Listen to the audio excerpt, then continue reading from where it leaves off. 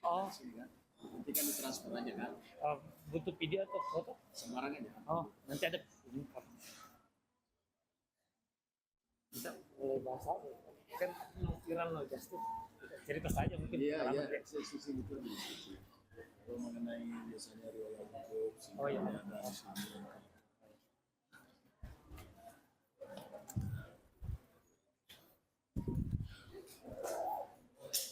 Agus sama dong.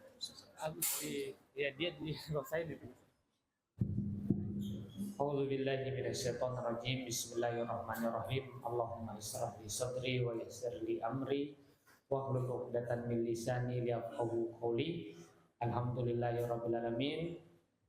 Pada pagi kali ini kita berkumpul di tempat ini. Pertama-tama saya ucapkan banyak terima kasih kepada Pak Hakim, Pak Suparman Nyompa berkenan hadir di tempat kita ini, dan juga adik-adik sekalian. Saya ucapkan Assalamualaikum warahmatullahi wabarakatuh.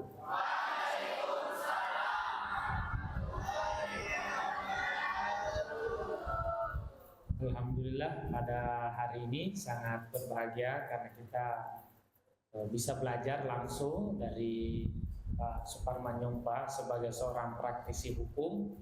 Adik-adik sekalian bisa banyak bertanya dan bisa menimba banyak pengalaman.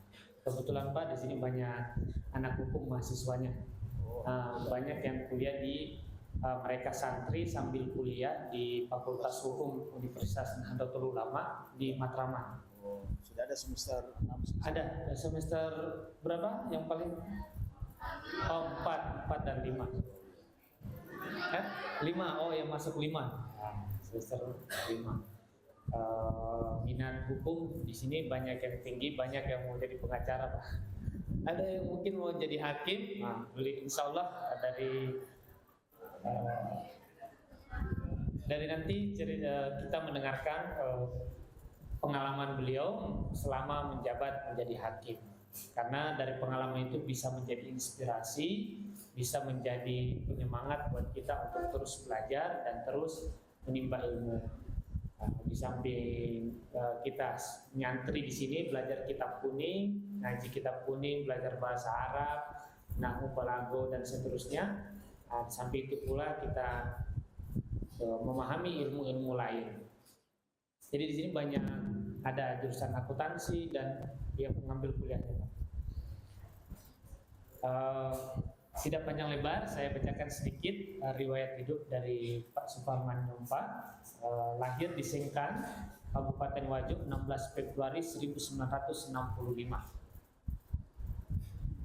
Pekerjaan sudah tertera, beliau sebagai Hakim Pengadilan Negeri Jakarta Pusat. Riwayat pendidikan SD sampai SMA di Sengkang di Wajo. Kemudian S1 Fakultas Hukum Universitas Hasanuddin pada tahun 1989, S2 Fakultas Hukum Universitas 17 Agustus Surabaya. Riwayat pekerjaan, ini bisa menginspirasi buat kita semua. Tahun 1993 sampai tahun 1996 calon hakim pada Pengadilan Negeri Makassar. Tahun 96 sampai 99 Hakim Pengadilan Negeri Sigli Aceh. Tahun 99 sampai tahun 2005 Hakim Pengadilan Negeri Watampone. Tahun 2005 sampai 2008 Hakim Pengadilan Negeri Banyuwangi. Tahun 2008 sampai tahun 2010 Hakim Pengadilan Negeri Cibinong. Makanya beliau tinggal di Cibinong sekarang karena pernah menjadi hakim. Tahun 2010 sampai 2013 Wakil Ketua Pengadilan Negeri Banjarbaru. 2013 sampai 2017 Hakim Pengadilan Negeri Makassar. 2018 sampai 2021 Hakim Pengadilan Negeri Jakarta Timur.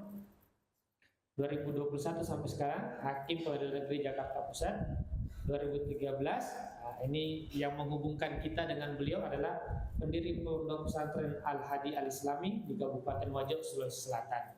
Jadi beliau pendiri pondok, sekaligus pemilik pondok di Wajo, yang mana alumni kita angkatan ke-6 yang bersama dengan angkatan ke-7 yang mengelola membantu umat atau mengelola di pondok pesantren sana.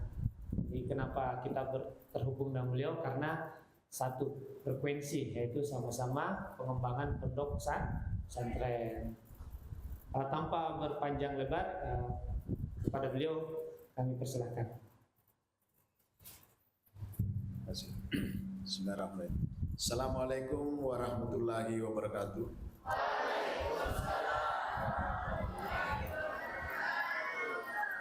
Alhamdulillahillazi arsala rasulahu bil huda wa dinil haq. Asyhadu an la ilaha illallah wahdahu la syarikalah wa asyhadu anna Muhammadan abduhu wa rasuluh. Allahumma salli wa sallim wa barik ala sayyidina Muhammad wa ala alihi wa sahbihi ajmain. Amma ba'd. Saya sangat merasa apa nih istilahnya nih, bahagia ya, bahagia, senang sekali bisa bertatap muka langsung dengan anak-anak semua generasi muda di pondok pesantren ini. Kebetulan yang disampaikan juga tadi alumni daripada pondok pesantren ini menjadi pembina pondok yang saya dirikan di kampung.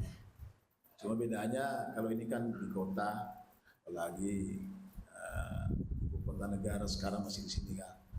Ini di kampung, jadi satu perjuangan berat di kampung di Sulawesi Selatan, Kabupaten Wajo. Kalau yang dari Sulawesi Selatan ada nggak dari sini? Coba lanjutan kuliah. Oh, cukup ramai ya, berarti yang tidak asing lah, banyak. Alhamdulillah. Inilah senang sekali saya ya, bisa kita ketemu langsung di sini, luar biasa. Ya, insyaallah ini generasi muda, ya harapan kita semua sebagai nanti pelanjut dari generasi saya sekarang. Angkatan saya sekarang ini sudah banyak pensiun. Kalau yang di pemerintahan daerah itu sudah banyak pensiun sekarang, sudah masuk lah. Jadi betul-betul namanya estafet itu ada, berjalan terus. Nanti anak-anak semua inilah nanti ada waktunya akan tampil menjadi penyelenggara negara atau di berbagai bidangnya masing-masing, berperan aktif di masyarakat. Itu sudah alamiah berjalan seperti itu. Jadi makanya begitu saya disampaikan undangan oleh Ustaz Agus Salim, waduh dengan senang hati langsung saya terima. Walaupun sebenarnya ada kegiatan, kami masih ada kegiatan di kantor, saya tinggalkan karena saya lebih mengutamakan ingin ketemu langsung, bertatap muka dengan anak-anak semua ini, calon pemimpin di masa akan datang. Nah, insyaallah. Ya. Baik ya.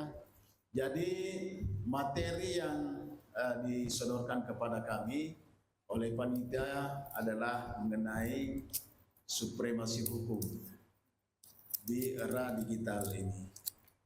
Nah, ini bagus juga. Jadi memahami bahwa materi yang disodorkan kepada saya memang bidang saya, itulah sehari-hari.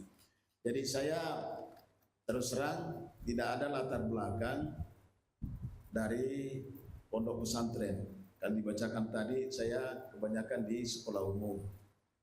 Sebenarnya di dalam jiwa saya ada, cuma saya nggak tahu aksesnya, tidak punya akses ke sana. Ya cari yang dekat, kebetulan di sekitar rumah. Ya namanya di kampung kita selalu yang biaya murah gitu, yang bisa jalan kaki ke sekolah. Nah, itulah yang saya jalani seterusnya. Tetapi saya bersyukur juga karena di kampung yang membesarkan saya itu suasana masyarakatnya religius, agama Islam sangat dipatuhi, ditaati ajarannya. Jadi disitulah tertanam jiwa saya menjadi punya perhatian besar terhadap pendidikan agama. Nah, dengan keadaan itu sehingga ada tanah peninggalan kakek saya yang sudah turun-temurun, ada 15 hektar luasnya, itu langsung saya buat menjadi pondok pesantren. Kalau orang di sana, ya awalnya banyak mengira saya ini orang tidak waras. Kenapa katanya kok susah-susah bikin, apalagi tempatnya ini kan bukan di pinggir jalan poros gitu. 2 kilometer lah masuk ke sana. Kenapa kok susah-susah bikin begitu? Siapa yang mau sekolah di sini? Kalau dibikin sawah, karena lokasi itu dibelah oleh bendungan irigasi, bendungan primer yang lebar itu nilai ekonominya tinggi, harganya mahal itu. Kenapa kok dibikin sekolah gitu masyarakat? Artinya ya masyarakat yang ngomong itu tidak bisa disalahkan karena pengetahuannya, pemahamannya hanya begitu. Atau kalau orang berpikir mencari uang, ya dia nggak salah apa yang disampaikan. Tetapi saya nggak berpikir ke sana, bukan uang yang kami cari. Jadi betul-betul ingin mengabdikan untuk pengembangan pendidikan khususnya agama Islam. Sehingga saya pilih untuk membuat lembaga pendidikan pondok pesantren. Itu anunya latar belakangnya. Baik, kembali ke materi tadi. Supremasi hukum dalam era digital ini, ada ya di atas ya. Supremasi hukum di era digital ini ada 2 hal saya lihat di sini. Supremasi hukum itu kan dipahami sebagai ciri satu negara demokrasi. Ciri negara demokrasi itu adalah supremasi hukum. Artinya segala perbuatan pemerintahnya, penyelenggara negara, maupun rakyatnya, atau semua orang itu harus berdasarkan hukum. Atau bisa juga dikatakan bahwa semua perbuatan kita ini tidak boleh melanggar hukum. Jadi hukum ada yang mengistilahkan bahwa hukum adalah sebagai panglima. Ada yang membahasakan begitu. Panglima di suatu negara, itulah namanya supremasi hukum. Jadi hukum di atas segala-galanya. Nah, nanti kalau mungkin sudah mulai banyak berpikir, atau yang selalu bikin gaduh, bikin ribut sekarang ini antara penguasa, pemerintah dengan rakyat, ya karena ini yang selalu dituntut supremasi hukum. Kalau dia melihat pemerintah, utamanya elit-elit kita di pusat di sini, banyak yang melanggar hukum atau tidak sesuai dengan ketentuan hukum, kan ributlah masyarakat. Itulah sehingga ada yang demo macam-macam gitu ya. Karena supremasi hukum ini tadi, bahwa setiap perbuatan penyelenggara negara, ini termasuk rakyat juga ya, bukan, tapi kita hanya melihat banyak menyoroti ke masalah penyelenggara negara itu harus berdasarkan aturan hukum atau tidak boleh melanggar aturan hukum. Nah, ketika ada pelanggaran aturan hukum, nah itu menjadi satu menimbulkan aksi protes dari masyarakat. Dan yang berat memang adalah pelanggaran hukum yang dilakukan oleh penyelenggara negara atau pejabat negara khususnya yang di tingkat pusat di sini. Kalau yang ke bawah gampang itu. Sehingga ada mengistilahkan kalau hukum ini dia tajam ke bawah, tapi kalau ke atas tumpul gitu. Itu memang selalu jadi masalah. Sehingga kita semua, inilah bagusnya generasi, khususnya generasi muda Islam juga memahami hukum. Karena harus tahu juga kita, harus mengerti hukum apa sih yang dilanggar, gitu, kan gitu. Kadang-kadang kan namanya manusia, kadang-kadang sudah melanggar, itu masih menyangkal gitu, sudah terang masih berkelit aja. Nah itu caranya. Jadi kita harus memang mengerti juga bagaimana sih sebenarnya aturan hukum. Nah kita berbicara ke aturan hukum lagi, itu kan sangat luas sekali. Atau saya ingin dulu bagaimana pemahamannya yang semester, yang senior-senior lah tadi. Apa sih yang dimaksudkan dengan hukum? Coba saya mau dengar dulu sampai, karena ini luas sekali ya pengertiannya hukum itu. Coba ada yang bisa bicara bagaimana pemahamannya tentang apa yang dimaksud dengan hukum. Ya, ada yang bisa berkomentar? Ya, silakan. Ya. Yang senior-senior, yang mahasiswa fakultas hukum tadi kan ada. Kalau sudah semester 4 itu sudah mulai mempelajari tentang mata kuliah dasar keahlian kan, MKDH biasanya. Kalau semester pertama itu kan masih umum asas umum atau mata kuliah pengantar ilmu hukum, kan sudah pelajari itu ya. Pengantar tata hukum Indonesia, itu kan pada tata hukum Indonesia itu kan sudah selesai. Kalau sudah semester 4 biasanya sudah mulai dasar keahlian itu. Keahlian hukum pidana, hukum perdata. Ada yang coba saya mau tahu pemahamannya sih tentang hukum sampai di mana atau apa yang dimaksud. Nggak apa-apa, sesuai dengan nggak berdasarkan literatur nggak apa-apa. Sesuai apa yang dipikirkan, apa sih yang dimaksud dengan hukum menurut pengertiannya. Ya, silakan. Coba. Sahabuddin atau Labib.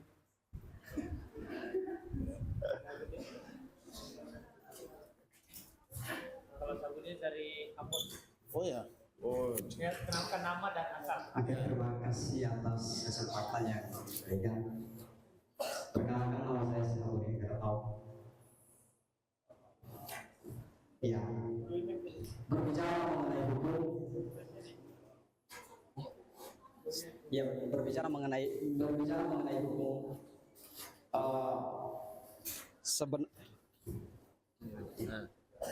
Iya. Sebenarnya Atau pengertiannya dulu apa yang dimaksud hukum menurut siapa? Sahabuddin. Ya, menurut Sahabuddin apa? yang menurut saya Berdiri ya biar lebih santai lah lebih enak. saya merasakan dengan bahasa saya sendiri ya Pak. Ya bebas saja. Ya. Apa sih yang hukum itu sebenarnya? Hukum itu merupakan aturan yang mengatur kehidupan atau tatanan masyarakat Ya.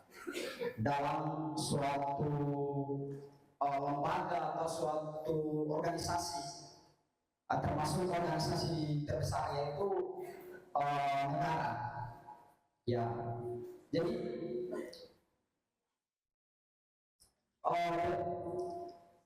dalam mempelajari hukum itu kita tidak menemukan suatu definisi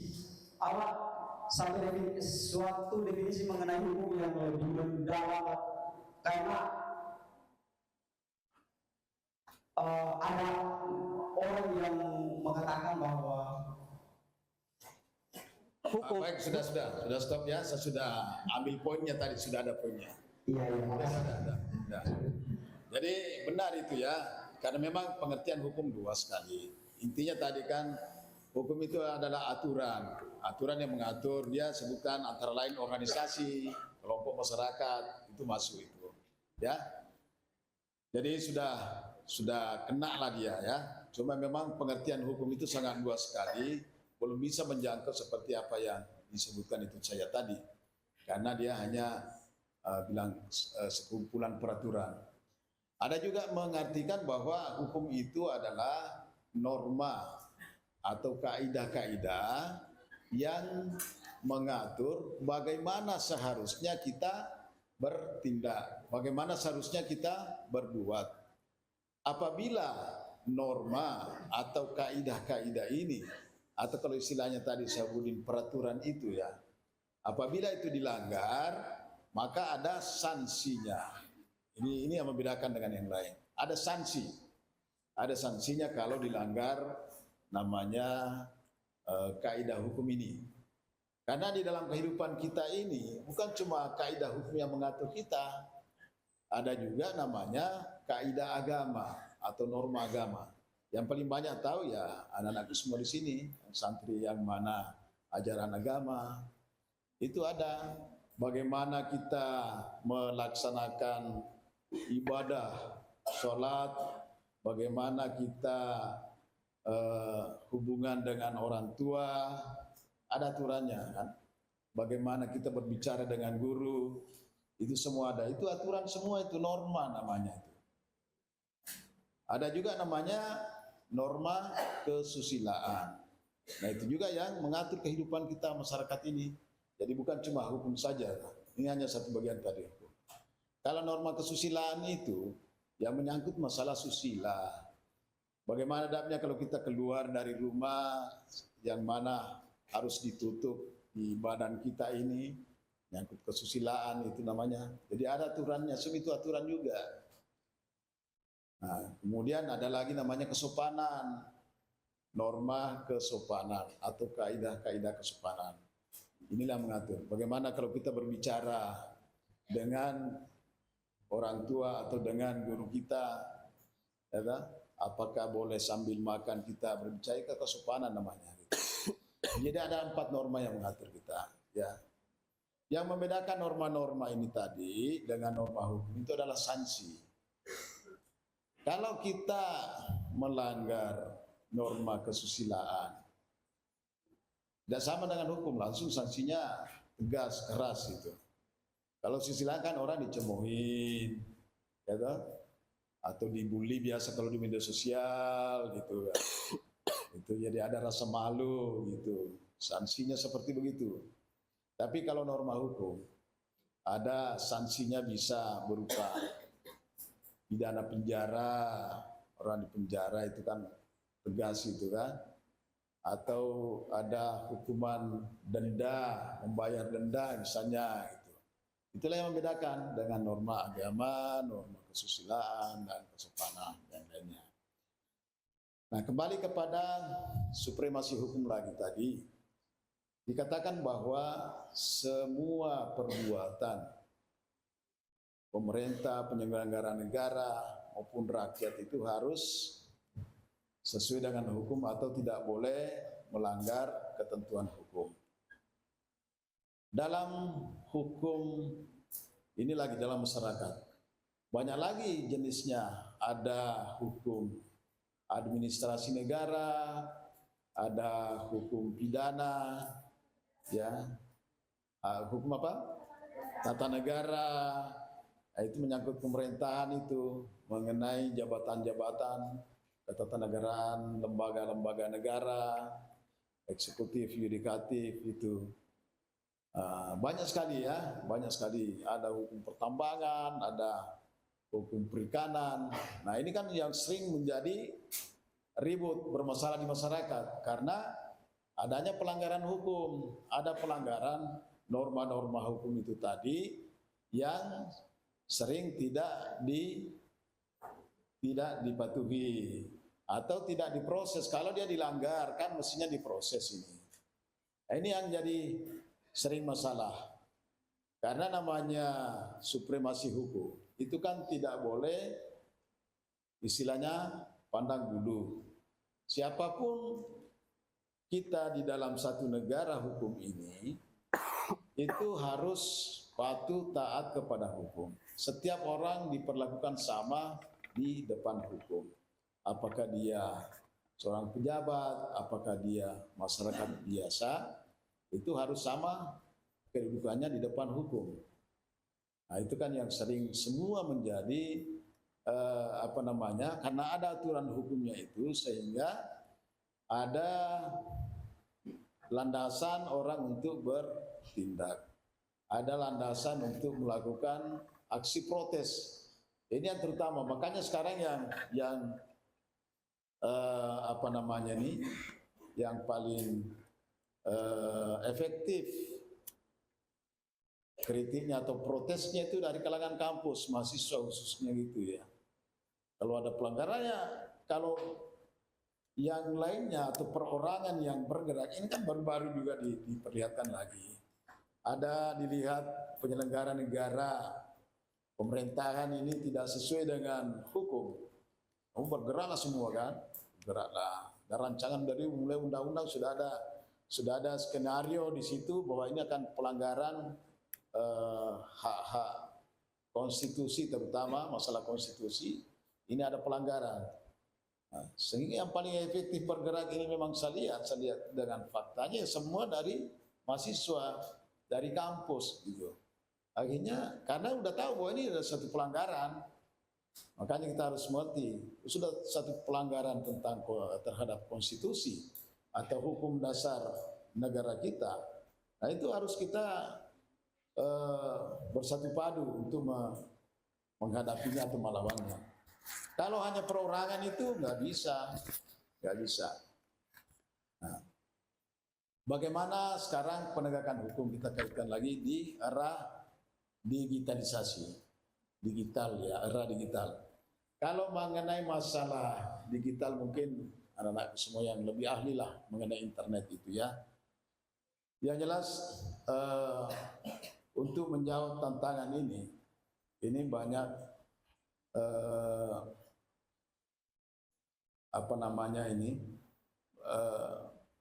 namanya satu kemajuan teknologi.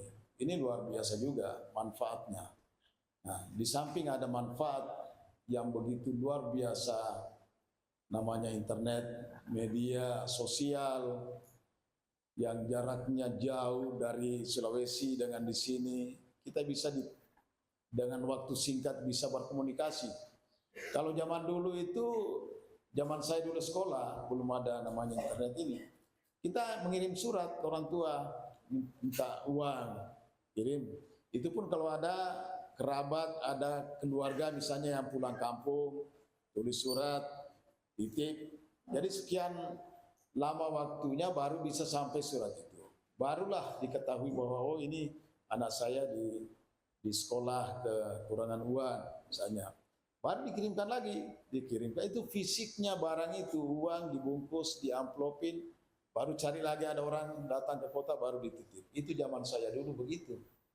Begitu lamanya itu namanya proses pengiriman uang. Menyampaikan informasi dulu lama baru bisa sampai. Kalau sekarang ini hanya 1 detik aja udah nyampe gitu kan. Uangnya langsung tinggal masuk di internet, udah langsung uang transfer seketika. Itu luar biasa ini lompatannya nih, sangat luar biasa. Tetapi dengan manfaat yang sangat luar biasa juga ini, juga menimbulkan kejahatan yang sangat luar biasa juga. Luar biasa orang kejahatan terjadi di sini. Ada orang bisa ketipu padahal tidak pernah ketemu orangnya, penipunya nggak pernah ketemu, tapi kok bisa ketipu. Kalau waktu zaman saya sekolah dulu itu nggak mungkin bisa terjadi kalau kita nggak ketemu orangnya. Banyak mengalami seperti begitu kan, kasihan. Ini dipasanglah fotonya di situ, perempuan cantik sekali. Padahal itu foto bukan fotonya dia, dipasang itu. Ketemulah dengan laki-laki yang apa istilahnya, anak bunda juga, dia percaya juga gitu kan. Percaya berkomunikasi, padahal nggak pernah ketemu orangnya. Sampai dia transfer duit kan ujung-ujungnya nipu kan gitu. Mintalah duit, karena senangnya juga dikirimi duit, transfer duit. Nanti sadar setelah mereka mau ketemu, baru diblokir. Yang tadinya setiap saat di chat itu langsung dibalas. Setelah uangnya ditransfer, baru diblokir, dan di situ lo baru sadar bahwa ini ketipu melalui. Ini luar biasa kejahatan seperti itu. Sebaliknya juga banyak pihak wanita banyak ketipu itu. Pasang. Ini masalahnya kasus-kasus begini sering saya periksa, nah menjadi kasus nyata bukan cerita fiksi ini. Ada mengaku polisi dengan pangkat pakaian dinasnya gitu kan. Percayalah, perempuannya lihat udah lama gitu. Minta uang dikirimin gitu. Karena lihat pangkat-pangkatnya, pakaian, wah ini orangnya bertanggung jawab gitu. Ya dimaklumilah, namanya pikirnya siapa yang tidak mau pada laki-laki yang bertanggung jawab gitu. Padahal itu hanya tipuan aja. Setelah habis semua uangnya dikuras dan ketemu, barulah ketahuan ternyata orangnya ini laki-lakinya pengangguran banyak. Ini luar biasa kejahatan. Padahal itu nggak pernah ketemu kita. Nah itulah sehingga perlu ada pengaturan di masalah digitalisasi ini sekarang ini.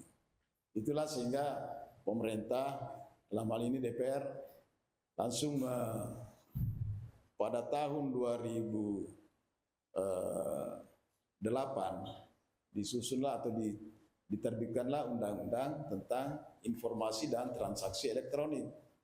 Undang-Undang nomor 11 tahun 2008. Nah di situ, jadi Kalau ada yang melakukan tadinya sebelum ada undang-undang ini orang bebas saja gitu dia, nggak kena hukum, nggak terjerat hukum dia, mereka saja. Tapi dengan adanya undang-undang itu, maka tidak bebas lagi orang misalnya menghina orang lain atau istilahnya membuli ya. Itu bisa dipidana penjara gitu. Jadi dengan adanya undang-undang itu nggak bisa lagi. Atau menyebarkan berita bohong. Ya, biasalah. Biasanya tuh kalau daerah-daerah konflik atau untuk menjadi supaya terjadi satu kerusuhan, ada juga biasa menginginkan begitu, menyebarkanlah berita bohong bahwa wah ini tetangga kita lagi dipukul, padahal dia tidak diapa-apain, kan? Nggak diapa-apakan, orangnya menyebar, bahkan dia bikinlah foto-foto editan dengan wajah yang bengkak berdarah, itu editan itu sebenarnya itu, akhirnya menimbulkan kerusuhan. Nah, itu semua sudah diatur di situ. Ada larangannya. Tadi kan hukum itu adalah perintah dan larangan. Ya, bisa perintah dan larangan. Itu dilarang melakukan seperti itu di era digitalisasi ini. Apabila itu dilakukan, maka ada sanksi pidananya. Ya, kisarannya ya, ancamannya sekitar 6 tahun. Ya. Atau yang menyebarkan sarah juga. Wah, ini kalau sarah yang paling tinggi sekali saya lihat itu apabila ada pemilu. Ya, biasanya kan begitu. Etnis, karena dia tidak senangannya calon yang dipilih gitu kan. Kadang di sini juga, kadang umat Islam kasihan juga kadang diadu ya. Diadu antara kelompok A dengan kelompok B sesama umat Islam, ataupun non muslim dengan Islam juga diadu gitu. Macam-macam lah permusuhan atau sarah disebarkan di situ. Ini sudah dijangkau ke Undang-Undang Nomor 11 Tahun 2008 tentang Informasi dan Transaksi Elektronik. Sampai di sini ada pertanyaan? Biar dulu, jangan terlalu jauh dulu. Ada pertanyaan? Ya, silakan. Ini di belakangnya. Ya.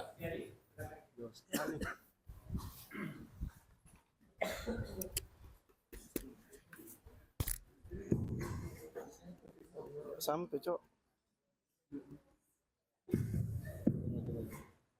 ya sampai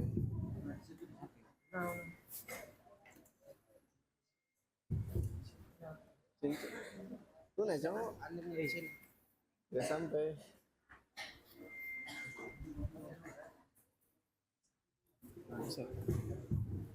Bismillahirrahmanirrahim. Assalamualaikum warahmatullahi wabarakatuh. Waalaikumsalam. Terima kasih atas ibunya, Pak Hakim.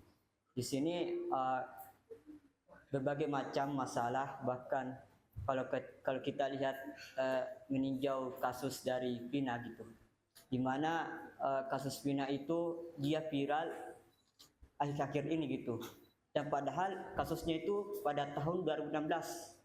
Bagaimana kita ada kesenjangan keadilan selektif gitu terhadap hukum yang ada, bahkan ada juga kesenjangan akses. Bagaimana kita menelusuri ketika tinjauannya adalah viral? Itu saja pertanyaannya. Ya, baik ya. Jadi ini pertanyaannya bagus ya. Ini karena pertanyaannya kan kasus konkret, kasus nyata, bukan cerita fiksi kan. Ini kasus nyata. Memang kalau saya juga baru tahu sekarang ini terakhir ini. Kalau awalnya nggak tahu saya karena posisi saya waktu itu di Sulawesi ya waktu kejadian. Tapi dengan membaca berita sangat miris memang perasaan kita melihat. Karena coba bayangkan kalau orang betul-betul tidak bersalah, kemudian itu yang dihukum, atau ada orang yang bersalah tapi dia bebas ke mana-mana di luar. Nah, kita kembali ke pokok permasalahannya kenapa bisa terjadi. Jadi kita kembali ke agama bahwa yang tahu yang maha tahu. Tidak ada yang maha tahu, itu hanya Allah yang maha kuasa. Manusia nggak bisa sampai ke situ. Nah, dalam menentukan apakah orang ini bersalah atau tidak, itu kan melalui proses apa namanya itu, mulai proses penyidikan, ya, penyidikan, kemudian penyidikan ini kumpulkan bukti-bukti semua dulu, itu mulai di polisi dulu penyidikan, bukti-buktinya dikumpulkan, aturannya namanya hukum acara pidana, di situ dia pedomannya. Setelah dianggap lengkap bukti-buktinya, sudah cukup, dilimpahkanlah ke kejaksaan untuk dibuat surat dakwaan. Jaksa ini yang mengajukan ke pengadilan, membawalah bukti-bukti yang dikumpulkan oleh polisi. Masuk ke persidangan, kita singkatkan. Masuk di persidangan itu kan terbuka untuk umum, dilihat.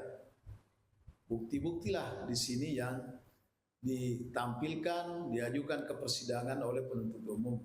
Bukti itu dari yang dikumpulkan oleh polisi ini tadi. Hakim yang memeriksa perkara ini, dia tidak tahu di lapangan sesungguhnya bagaimana sih sesungguhnya. Kembali juga bahwa tetap ada batas kemampuan manusia. Yang dilihat itu hanya bukti saksi, keterangan saksi orang ini.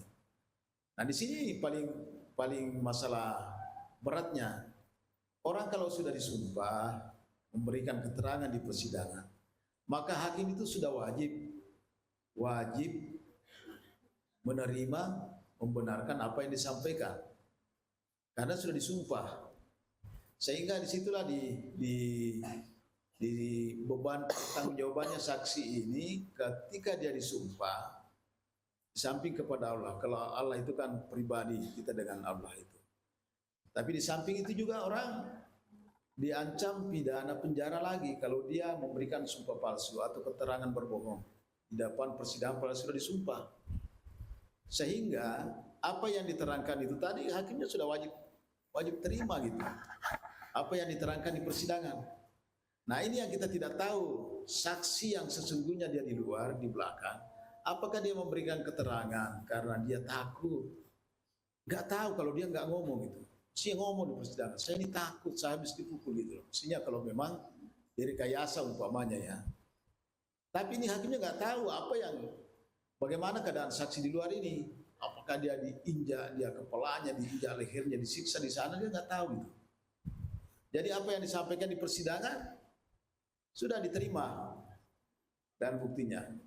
Artinya ini saya juga nggak membaca kasus berkasnya, ini kan berita di luar aja. Saya posisinya hanya gitu juga, saya baca gitu. Hanya berita aja saya baca. Kalau mendalamnya nggak tahu sesungguhnya bagaimana sih, saya nggak baca juga berkasnya nggak. Tapi kalau kita lihat beritanya ya begitulah keadaannya. Ada saksi menerangkan kan, mengaku bahwa inilah pelakunya gitu. Jadi hakimnya dia tidak bisa dipersalahkan juga, dia menghukum berdasarkan keterangan dari saksi-saksi ini tadi yang sudah disumpah semuanya gitu. Nah, sekarang timbul polemik karena katanya kan pelaku yang ditangkap ini ternyata bukan orangnya gitu. Ya kan? Nah, itu masih ada upaya hukumnya. Ada upaya hukum peninjauan kembali bisa dilakukan. Kalau dengan ada bukti baru, ya mudah-mudahan lah dengan upaya ada keterlibatan mas. Cuma ada juga sih berlebihan melakukan seperti peradilan rakyat gitu ya, membuat sidang lah tapi dia di luar gitu. Ini kan sudah menyalahi juga sih ketentuan hukum. Kadang membuat opini sendiri juga, ini tambah rumit juga saya lihat. Tapi kalau kita bicara yang sebenar-benarnya, aturan proses atau prosedurnya tadi, proses hukumnya seperti tadi, cobalah betul-betul bisa ditemukan saksi yang menerangkan yang sebenarnya siapa di situ saksinya itu, dibawa ke persidangan. Gitu. Kalau betul-betul bisa dibuktikan, itu bisa berubah. Ini bisa berubah keadaan yang tadinya yang di penjara sekarang ini. Kalau dia bisa dibuktikan bahwa bukan dia pelakunya, maka dia akan dibebaskan. Pasti dibebaskan itu. Kalau ini yang banyak juga saya lihat bahkan ada oknum polisi petinggi menyalahkan hakimnya. Memang bukan juga sih tidak boleh disalahkan. Cuma kita melihat prosesnya dari awal. Itu kan dari awal kan begitu kalau menutup acara. Yang pertama melakukan penyidikan kan di situ dulu polisinya, penyidiknya. Membawalah bukti seperti yang singkat saya ceritakan tadi. Dibawa ke penuntut umum. Penuntut umum berdasarkan keterangan dari polisi tadi kan. Kemudian masuk ke persidangan. Persidangan berdasarkan dari penuntut umum ini tadi. Wah, inilah pelakunya. Ini rangkaian perbuatan-perbuatan dilakukan. Dikonfirmasi dengan bukti-bukti, keterangan saksi, ya ternyata seperti itu. Tapi yang namanya kalau ada rekayasa, ada yang bohong, sudah di luar kemampuan manusia. Hakim itu sudah nggak punya indera keenam atau bisa melihat yang terjadi, nggak bisa. Hanya berdasarkan seperti ini tadi. Tapi harus betul-betul berdasarkan keyakinan. Makanya di dalam hukum acara pidana itu, untuk menyatakan orang bersalah dan dihukum minimal ada 2 alat bukti. Minimal 2 alat bukti menyatakan bahwa benar inilah pelakunya. Kemudian dari 2 alat bukti itu timbul keyakinan. Jadi meskipun ada alat bukti, kalau tidak yakin hakimnya bisa juga. Tentu ada alasannya, nggak boleh. Wah, saya tidak yakin. Oh, nggak yakin. Tapi dia nggak ada bukti apa yang dikatakan sehingga dia menyatakan tidak yakin. Ini harus jelas itu. Sama orang biasa berdebat kusir. Wah, kamu nggak benar, nggak benar. Ya, nggak benarnya kenapa? Pokoknya tidak benar. Nah, ini yang bukan yang begini yang dipakai ya. Kenapa mengatakan tidak benar? Harus ada uraian secara sistematis dan bukti atau faktanya seperti begini. Gitu. Jadi nggak sama dengan berdebat kusir orang. Sama dengan ini berita ini banyak sekali saya lihat itu berpendapat, mereka-reka, padahal pakai asumsi juga. Ini lebih berbahaya lagi. Jadi tambah keruh masalahnya saya lihat ini. Wah, ini bahkan ada peradilan semacam peradilan rakyat lagi. Saya lihat di televisi itu, ini tambah menyesatkan masyarakat kalau begini.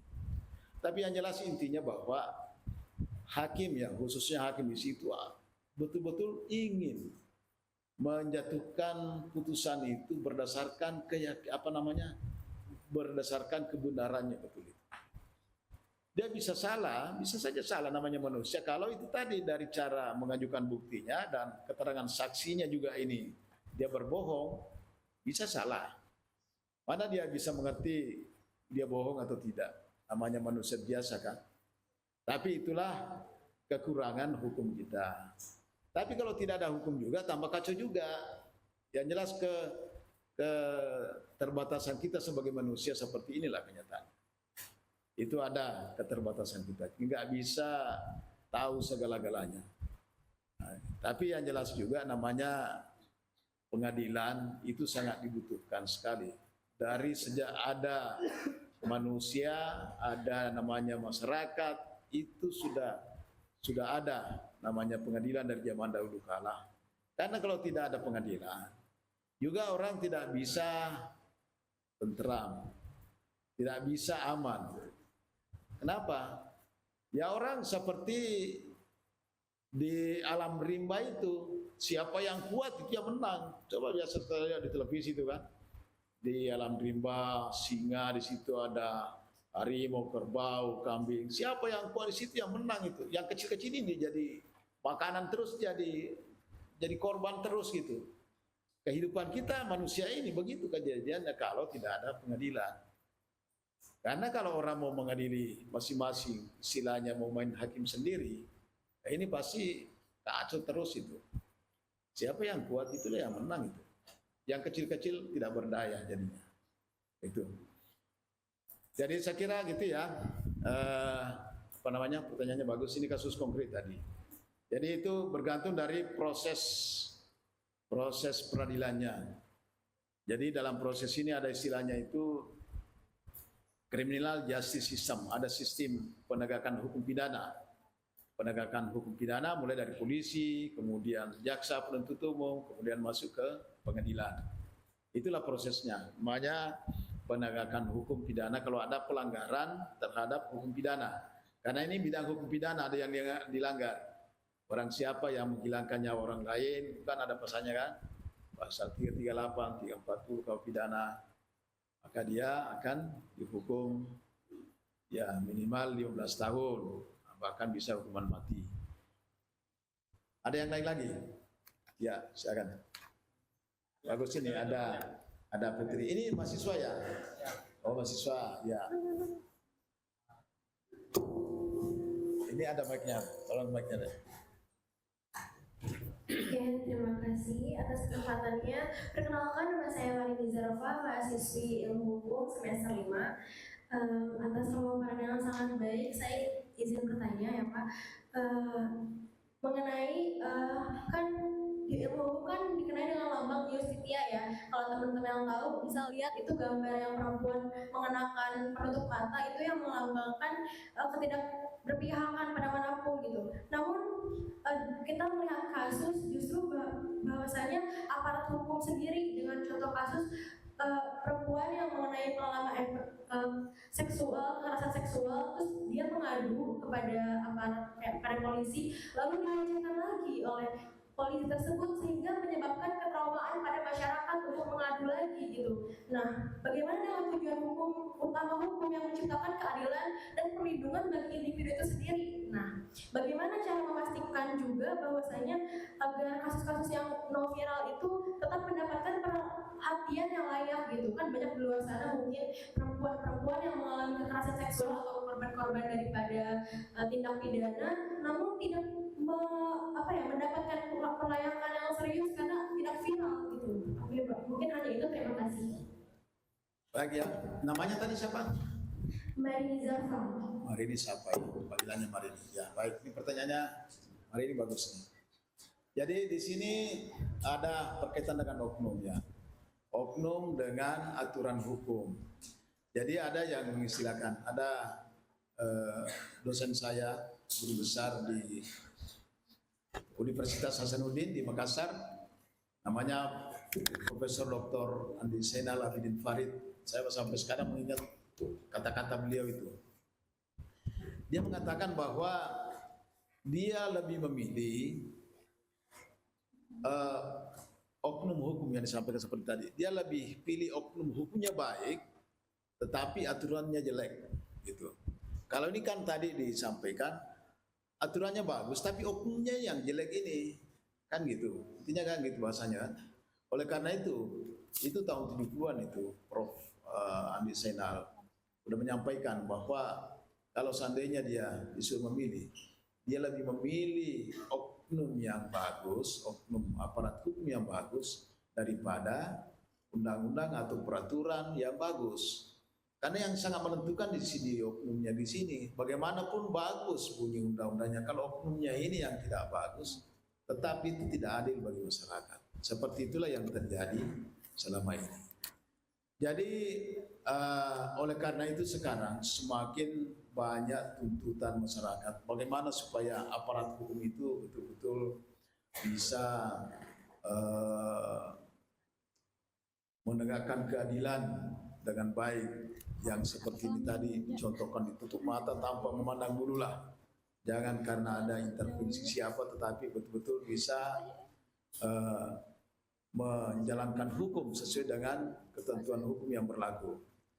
Sekarang ada berpendapat juga bahwa sulit kita juga mengatakan orangnya baik. Bagaimana sih kita, namanya manusia ini kan nggak pernah lepas baik dan buruk, selalu ada. Kalau tidak dibuat sistem, tidak diciptakan sistemnya yang bagus, itu tidak bisa terlaksana seperti apa yang diharapkan masyarakat untuk mendapatkan keadilan dengan baik. Oleh karena itu selalu ada perbaikan terus-menerus. Perempuan yang selalu menjadi korban, banyak sekali aturan yang keluar untuk perlindungan tentang perempuan. Banyak sekarang itu kan. Paling banyak itu. Undang-undang perlindungan perempuan. Ada perlakuan khusus perempuan kalau dia berhadapan dengan hukum, beda dengan laki-laki. Kalau misalnya dia takut juga ketemu dengan terdakwa, pelakunya bisa dikeluarkan terdakwa, bisa kita dengarkan keterangan perempuan. Di dalam penyidikan pun juga harus ada penyidiknya tertentu untuk perempuan, bukan laki-laki yang melakukan penyidikan, tetapi ada sendiri dari perempuan dan harus ada pendidikan tertentu yang pernah dijalani. Jadi itu semua adalah perbaikan sistem. Kemudian lembaga memang tidak bisa dipungkiri, namanya tadi oknum ada aja. Ya manusia biasa tadi kan. Di kepolisian ada namanya Kompolnas, itu yang mengawasi kinerja kepolisian. Di kejaksaan ada namanya komisi kejaksaan. Di pengadilan ada namanya komisi yudisial. Itu semua tujuannya itu tadi, untuk menjerat atau untuk menghilangkan oknum-oknum yang menyalahgunakan kewenangannya atau ketentuan hukumnya. Jadi memang harus selalu dilakukan perbaikan sistem. Dan masyarakat tetap terbuka. Kita tetap harus punya hak untuk mengkritisi. Kalau ada yang menyimpang di situ, bisa kita lakukan. Memang selama ini perjuangannya bermacam-macam. Kan tidak semudah apa yang kita bicarakan begini.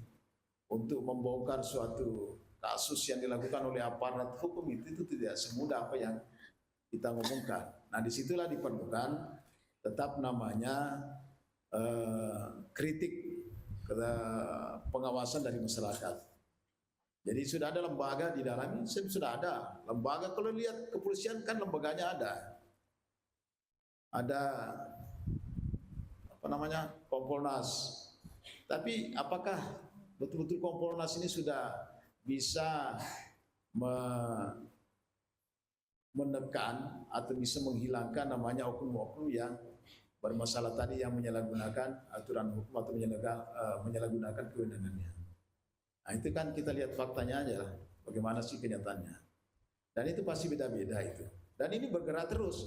Oleh karena itu, namanya pekerjaan ini nggak pernah berhenti, pendampingan hukum, advokasi hukum. Sehingga pengacara-pengacara itu kan semakin banyak, itu memang dibutuhkan itu. Dibutuhkan untuk mengawasi kinerja para aparat hukum ini. Karena yang paling efektif juga ya advokat, karena dia punya lembaga sendiri yang diberikan keistimewaan oleh undang-undang untuk bisa ikut campur tangan. Dan dia sekarang malah dikatakan termasuk bagian dari penegak hukum. Itu advokat, pengacara. Itu ada. Jadi ini semua adalah upaya untuk dilakukan terus-menerus supaya tidak ada penyimpangan oknum-oknum penegak hukum yang ditanyakan tadi ya. Masih ada yang lain lagi? Ya.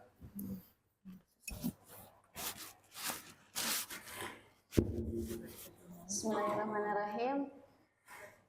Assalamualaikum warahmatullahi wabarakatuh. Assalamualaikum warahmatullahi wabarakatuh. Perkenalkan, nama saya Ana Askatul Fuada, mahasiswi hukum Universitas semester 5. Izin yang bertanya yang mulia Hakim.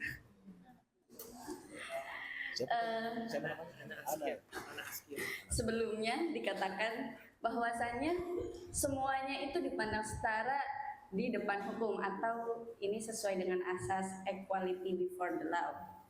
Nah, namun bagaimana dengan praktisi hukumnya, orang-orang aparat yang menjalankan hukum itu seperti polisi, pengacara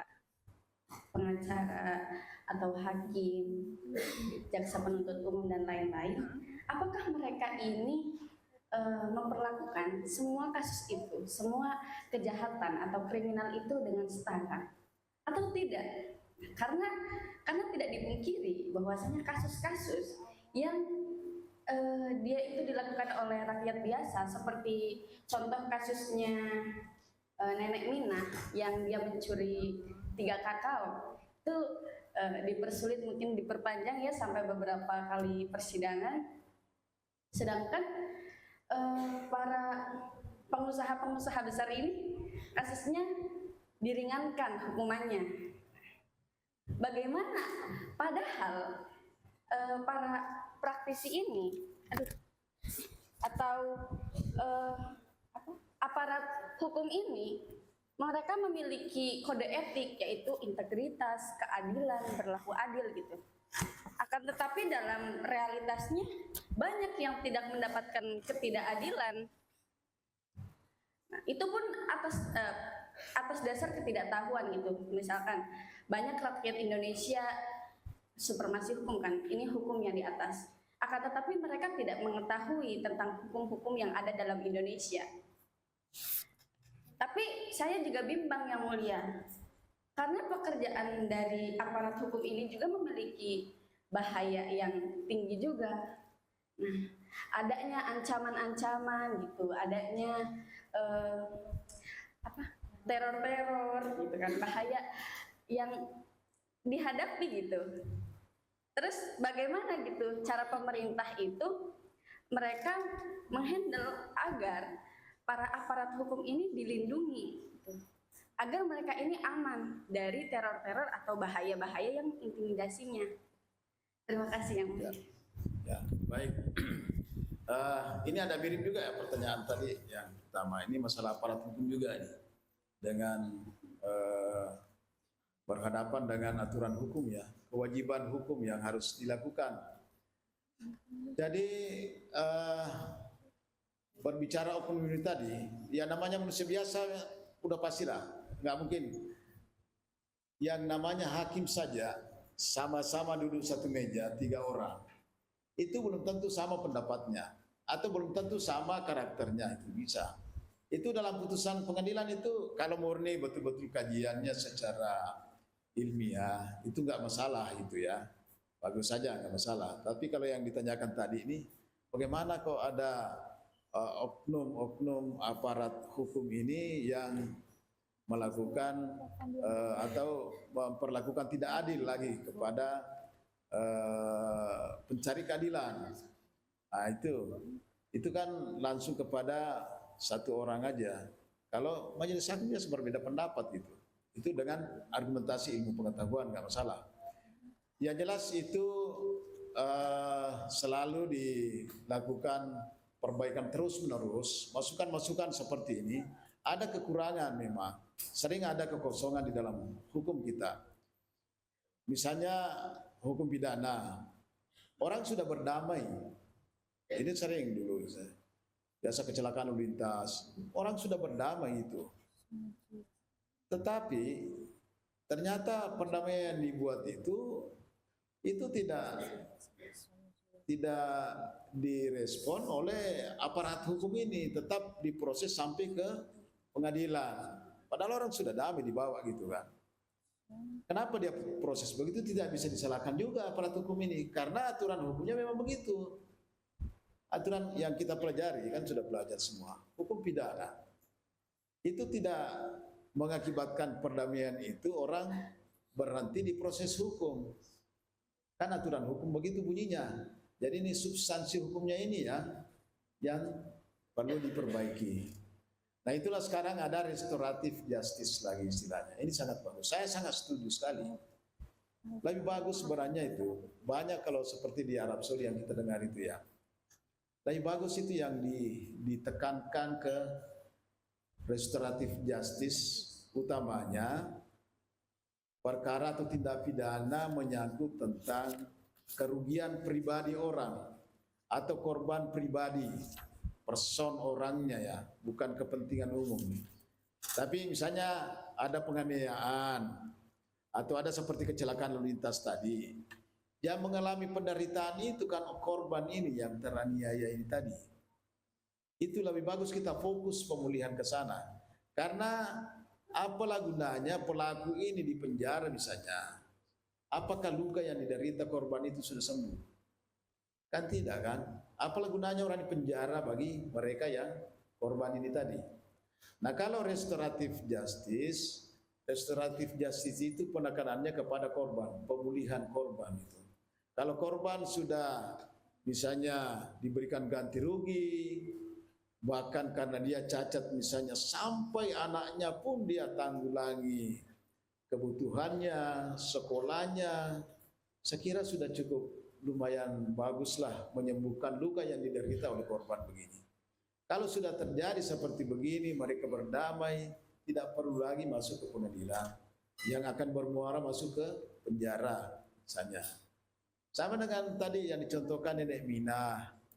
Itu tadi makanya saya katakan tidak bisa juga disalahkan karena undang-undang ini KUH pidana yang kita pakai itu adalah dari peninggalan Belanda. Bunyinya seperti itu, tidak menghentikan proses penyidikan ini, penghentian proses hukum terhadap orang yang sudah berdamai. Tidak bisa. Jadi, nah sekarang sudah ada perbaikan. Ada sekarang kan restoratif justice sudah mulai dikembangkan secara terus-menerus. Ada perkara anak juga. Perkara anak itu sebelum disidangkan yang di bawah 18 tahun. Jadi yang 17 tahun ke bawah sebelum mencapai umur 18 tahun itu kan tergolong perkara anak. Jadi sebelum masuk ke pengadilan kita misalkan di apa istilahnya nih, dimediasi dulu dengan korban. Kalau korban sudah memaafkan, ada perdamaian, maka perkara itu dihentikan, tidak dilanjutkan ke pengadilan. Nah mudah-mudahan ini kembangkan terus. Nah, inilah dibutuhkan pemikiran-pemikiran semua yang muda-muda ya seperti anak semua ini. Silakan berpendapat, sampaikanlah kritik apa yang kurang, kita perbaiki. Itu tetap terbuka terus. Karena substansi hukum ini juga harus selalu diperbaiki sesuai dengan tuntutan perkembangan zaman. Zaman kita selalu berubah-ubah. Sama dengan ini seperti yang saya ceritakan tadi, digital ini. Ini berkembang terus, tadinya tidak ada penipuan, kalau kita tidak ketemu langsung loh, orang sudah banyak korban itu kita tidak ketemu, bisa orang hilang uangnya sekian juta, ratusan juta hilang uangnya padahal tidak pernah ketemu gitu. Karena korban investasi bodong macam-macam kan gitu. Jadi berubah terus perkembangan. Kita dituntut untuk selalu melakukan perbaikan-perbaikan. Saya kira sudah cukup ini, sudah ada panggilan. Masih ada penting? Satu kali. Mungkin pertanyaan terakhir ya. Ya, saya mau bertanya ini sebenarnya. Ya. Karena sebenarnya Pak kita cari-cari di internet tentang Bapak itu kan lama sudah kita sosialisasikan tentang Bapak. Yang terkenal itu tentang Bapak jadi hakim kasus pengadilan Habib Rizik waktu itu. Nah, kita mau minta sedikit cerita tentang bagaimana menjadi hakim pada saat itu, menangani kasus itu. Baik. Cerita Pak. Ya, baik ya. Oh ternyata ditahu ya. Memang saya lihat di internet saya kaget juga loh. Ramai ini ya. Foto saya dipajang di internet gitu gara-gara kasus ini. Jadi saya terus terang aja. Sebenarnya kalau hati saya itu adalah pengikut ulama. Kenapa saya membuat pondok pesantren itu? Saya bukan latar belakang dari pondok pesantren. Karena saya sangat menghormati namanya ulama, siapa yang dikatakan ulama, saya pengikut ulama gitu sebenarnya. Nah kemudian tadi yang ditanyakan, kebetulan sekali ada kasus besar karena saya lihat luar biasa seluruh dunia itu meliput waktu sidang itu. Waktu itu saya tugas di Pengadilan Negeri Jakarta Timur. Setelah masuk kasus ini, saya coba baca. Ini memang ada kaitannya dengan politik itu. Jadi politis kasus ini sebenarnya. Karena pada zaman itu, waktu itu terjadi kan lagi puncak-puncaknya namanya COVID. Memang ada nyata COVID. Undang-undangnya ada itu. Ada protokol kesehatan. Kalau kita dilarang oleh petugas kesehatan, ada semua aturannya itu. Memang ada, benar. Tapi kan dari sekian juta orang semuanya kan melanggar semua protokol kesehatan itu, ya kan? Bukan cuma dia saja. Kenapa kok besar-besaran loh anunya nih, ditekan betul ini orang ini kebetulan lama lagi gitu. Jadi artinya ini kita bukan di luar pengadilan. Kalau persidangan kan tetap kita bicara hukum terus di sana. Tetapi namanya kita aparat hukum. Saya kebetulan saya pimpin majelis hakim waktu itu. Saya di dalam hati saya berhadapan dengan ulama ini. Aduh, ini berat sekali, betul-betul berat. Tetapi namanya tugas juga, tugas negara ini. Ini wajib saya laksanakan. Nggak boleh saya tidak laksanakan. Itu kewajiban negara gitu. Tetapi meskipun tugas negara, tetap di dalam hati saya ada hormat ulama. Saya langsung membayangkan di akhirat gimana pertanggungjawaban saya terhadap ulama ini nanti. Nah, inti ceritanya tadi ya, dari segi hukumnya memang ada. Makanya tidak bisa juga dibebaskan. Apalagi pada waktu itu memang petugas COVID ini, aparat negara itu kan siang malam mereka tidak tidur kan. Kita harus menghargai bagaimana mereka mengendalikan supaya tidak menyebar ini, dan nyata juga. Karena waktu itu ya selesai kasus ini saya sempat kena COVID juga. Artinya betul-betul nyata, bukan hanya cerita ditakut-takuti kita awas ada COVID. Memang betul kan ada COVID. Yang meninggal juga kan banyak itu, hampir tiap hari karena COVID. Betul-betul ada kan. Nah, kan ada itu. Jadi sehingga undang-undangnya memang ada dilanggar. Singkat ceritanya setelah selesai pemeriksaan, dituntutlah oleh jaksa penuntut umum dengan pidana penjara 2 tahun. 2 tahun. Itu sebetulnya itu saya punya dana itu kok nggak bisa, kok bisa sadis. Ini nggak boleh ngomong saya begini sebenarnya kalau di luar ini ya, maaf ini di sini aja lah karena kita sini. Sebenarnya nggak tegas saya sampai begitu, nggak tegas saya itu. Bahkan ya dari pihak penguasa itu dia menginginkan betul ini jangan lepas, jadi harus dihukum berat itu. Bayangkan itu 2 tahun. Tapi saya tetap nggak bisa juga hilang di dalam jiwa saya, ini pertanggungjawaban saya di akhir gimana nih. Akhirnya saya bermusyawarah, kebetulan hakim anggota saya itu kiri kanan semua orang Islam, jadi semua beragama Islam. Nah itu yang membuat saya bisa mengambil keputusan yang sangat ringan ya pada zaman waktu itu yang diinginkan oleh pihak penuntut umum. Jadi kan dimintanya 2 tahun. Kalau yang lazimnya, kalau tuntutan 2 tahun itu kita kurangi 1/3. 2 tahun 1/3 berarti berapa itu? Maksudnya 1 tahun berapa ya?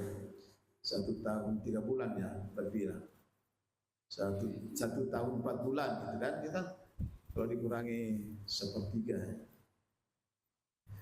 Mestinya hukumannya seperti gitu, lebih setahun lah. Tapi saya mengkelopkan dengan tahanan karena dia sudah ditahan entah 7 bulan waktu itu. Jadi saya jatuhkan putusan yang tidak lazim,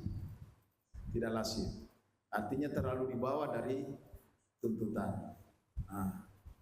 Waktu awalnya saya juga oleh pengikutnya Habib Rizik itu luar biasa, saya dimaki-maki itu, dicaci maki, punya HP itu penuh gitu.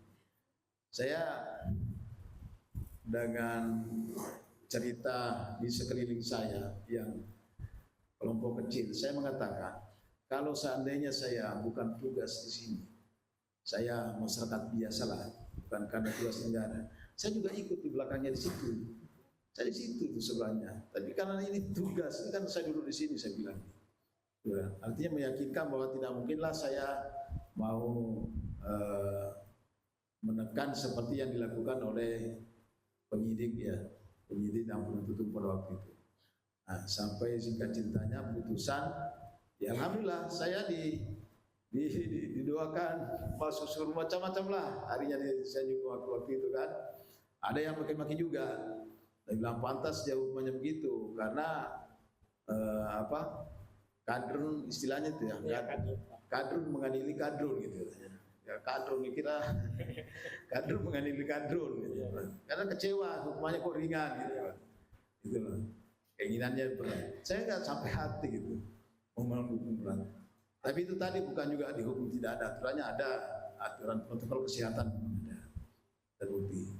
Tapi karena itu menghormati juga pihak pemerintah, ya sudahlah. Karena dia siang malam bekerja, masa kita misalnya mau bebaskan? Gak mungkin juga kan?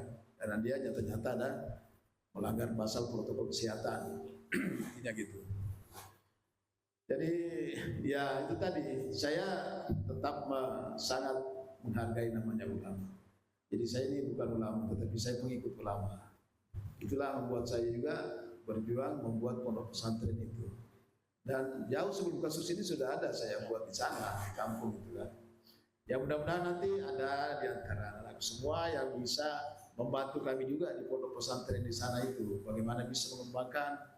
Karena sekarang kan pimpinannya itu, pembina pondoknya sudah alumni dari sini. Jadi mudah-mudahan bisa ada kerjasama saya dengan apakah semacam kegiatan PKL atau apa di sana. Nantilah kami siapkan semua tempatnya, semua secara sana. Atau sekali-sekali untuk studi banding ke sana ya, bisa jalan-jalan. Nah, itu. Karena tempat itu saya buatkan untuk generasi muda, bukan untuk saya. Saya ini kan sudah mau pensiun lah, sudah mau istirahat. Jadi saya betul-betul niatnya itu untuk pendidikan, utamanya generasi muda Islam. Karena memang untuk kita tidak menjadi objek secara terus-menerus umat Islam ini, kita harus cerdas juga. Kita harus merebut kekuasaan negara di sini. Kalau nggak masuk di kekuasaan negara memang nggak bisa. Itu sulit itu kan. Di luar jadi korban. Jadi belajar keraslah, belajar dengan baik. Bagaimana caranya bisa merebut kekuasaan negara. Jadi caranya begitu. Punya jabatan lah di negara. Bagaimana caranya bisa ya.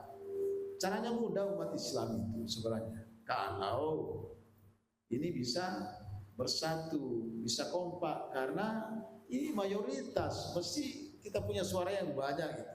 Mesti kita lah yang mengendalikan negara ini. Kita mestinya mengendalikan. Tetapi faktanya sekarang ini kan selalu jadi korban terus ini. Kelompok umat Islam ini korban. Karena dibenturkan kita sesama umat Islam. Orang pakai celana jingkrang, udah dipersoalkan lagi, dibully macam-macam. Orang jenggot itu dikira, waduh macam-macam ini. Ini tujuannya untuk membenturkan itu terus sesama umat Islam supaya kita tidak bersatu. Caranya itu selalu cari. Kalau ada saya lihat ulama-ulama yang punya pemikiran bagus, punya pengaruh yang luas, ya, saya lihat di media itu pasti ada yang bully terus menerus dibully dia supaya jatuh. Itu tujuannya apa? Supaya umat Islam tidak bersatu. Karena kalau ada yang tampil bisa menyatukan umat Islam seperti Habib Rizik itu. Coba lihat Habib Rizik. Mana-mana dia berkerumun orang seperti semut. Pergi ke Aceh, berkerumun orang seperti semut. Datang di bandara di sini, tidak diundang orang itu. Tak tahu dari mana umat Islam ini. Ada dari Kalimantan, terbang datang menjemput di bandara. Waktu itu saya periksa kepala keamanan bandara, dia menceritakan sudah 24 tahun tugas di bandara itu. Baru kali itulah ada penumpang pesawat yang penjemputannya luar biasa banyaknya orang. Habib Rizik itu. Nah inilah yang ditakuti oleh penguasa, oleh elit-elit penguasa itu. Takut kalau dia punya pengaruh gitu. Situ ya, ini benar rekor kita cerita di dalam ini. Sehingga mati-matian bagaimana bisa dimatikan karakternya ini, politiknya tinggi. Memang ada pelanggaran hukumnya, tetapi kan nggak perlu besar lah seperti begitu. Ya, jadi tujuannya politik itu sebenarnya. Saya pahami, tapi dari segi hukumnya juga memang harus ada juga. Kan nggak mungkin juga kita bebaskan itu kan. Itu salah besar lagi. Nanti diperiksa kami karena ternyata ada undang-undang juga. Itu. Jadi antara politik begitulah. Kalau kita kembali ke supremasi hukum juga, itu hanya di atas kertas juga. Kita ngomong supremasi hukum, katakan hukum 85 itu ceritanya. Kenyataannya enggak itu, praktiknya enggak. Bukan hukum yang ini kita cerita nyata ya. Bukan teori. Kalau teorinya kan gitu supremasi hukum. Inilah yang diajarkan oleh semua guru besar kita, pemikir-pemikir hukum, supremasi hukum seperti itu tadi yang saya ceritakan. Tapi faktanya hukum itu di bawah politik yang lebih tinggi yang mengacak-acak hukum ini. Coba ya lihat dipertontonkan sekarang ini oleh elit penguasa, banyak aturan hukum itu dilanggar itu. Karena memang hukum ini hanya jadi alat bagaimana mereka bisa berkuasa, bagaimana untuk mengajukan anaknya, duduk untuk mengajukan kepentingan anaknya. Hukumnya diinjak itu bisa. Jadi karena kekuatan politik, hukum tidak bisa berjalan. Tapi jangan pesimis, seperti ini harus dibongkar gitu, maksudnya gitu ya. Jangan pesimis, saya tetap yakin itu butuh kekuatan, butuh kekompakan. Asal kompak terus menerus dengan persatuannya dia itu kan lebih kuat. Itu yang paling penting dijaga. Makanya ada mata kuliah namanya sosiologi hukum. Nanti kalau didalami di situ melihat kenyataannya bagaimana sih. Nah disitulah. Saya hanya bicara secara umum aja nih. Karena pasti banyak bertanya-tanya loh. Kalau hukumnya yang saya ceritakan tadi ini bagus sekali ya, mestinya pasti seperti ini. Sehingga tadi ada yang ngomong oknum begini. Itulah yang saya ceritakan keadaan hukum. Tidak seperti apa yang kita ceritakan, apa yang kita pelajari dengan faktanya. Itu dibahas di mata kuliah sosiologi hukum dari situ. Saya kira sudah cukup ya. Ini bagus semua pertanyaannya. Ya. Terima kasih. Terima kasih banyak Pak. Karena sudah masuk waktu zuhur, kita rasa cukup. Insya Allah kita akan terus tersambung dengan Pak Suparman Nyompa karena beliau sudah bagian daripada keluarga kita juga. Kita sama-sama membangun umat Islam melalui jalur pendidikan. Tepuk tangan buat Pak Suparman.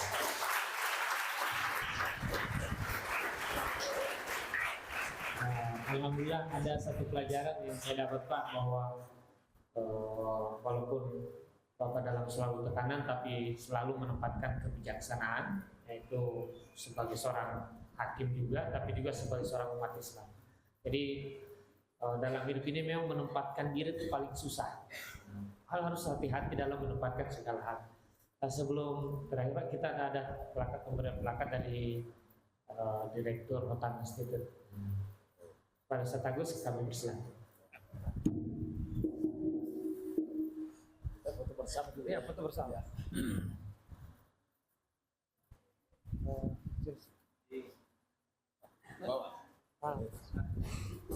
Bagusnya di mana Pak? Di mana bagusnya? Ya, tersiap. Ya.